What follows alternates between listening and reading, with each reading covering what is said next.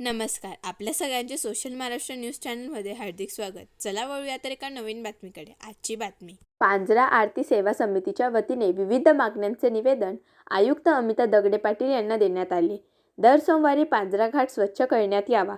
पांझरा घाटेवर नदीच्या दिशेने 4 पथदिवे बसविण्यात यावे, जेणेकरून आरती दरम्यान तिथे प्रकाश असेल. तसेच या ठिकाणी आरतीसाठी लाऊडस्पीकर बसविण्यात यावे. पांझरा घाटेवर नदीपात्रात कोणीही कचरा टाकू नये असे दिशादर्शक फलक लावण्यात यावे व डस्टबिन ठेवण्यात यावे. कायमस्वरूपी घाट तयार करण्यात यावा. या मागण्यांचे निवेदन पांझरा आरती सेवा समितीच्या वतीने देण्यात आले.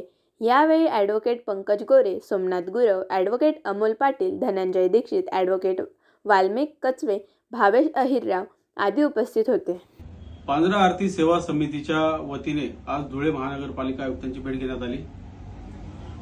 आपण सर्वांना माहितीच आहे की पांझरा घाटेवर म्हणजेच एकविरा देवी मंदिराच्या साक्षीने पांझरा घाटेवर भव्य आरतीचे आयोजन दर मंगळवारी होत असते आणि त्या आरतीला आपण बघतोय की मोठ्या प्रमाणात धुळेकर बांधू भगिनींची गर्दी ही वाढते आहे.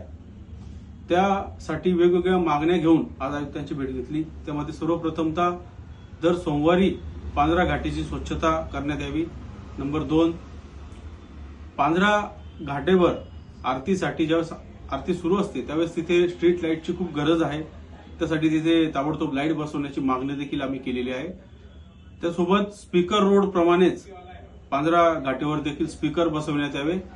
तसेच त्या घाटेवर पांझरा नदीमध्ये कोणीही कचरा टाकू नये असे दिशादर्शक फलक लावण्यात यावे आणि तिथे कचरा कुंडी ठेवून जो कोणी पांझरा घाटेचं पावित्र्य जपण्याचं काम करणार नसेल किंवा पांझरा दूषित करण्याचं काम करत असेल त्यांच्यावर कारवाई करावी अशा पद्धतीची मागणी आज आम्ही आयुक्त महोदयांकडे केलेली आहे.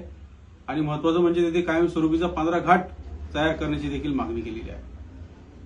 सर्व धुळेकर बंधू भगिनी नम्र आव्हान आहे की एकदा आपण सर्वांनी सहभागी होऊन बघा कसं वाटते. वातावरण बदलते आहे, लोकांचा सहभाग वाढतो आहे. नक्कीच भविष्यात पांझरा नदी ही बारमाही वाहताना आपल्या सर्वांना दिसेल. धन्यवाद. जय हिंद, जय महाराष्ट्र.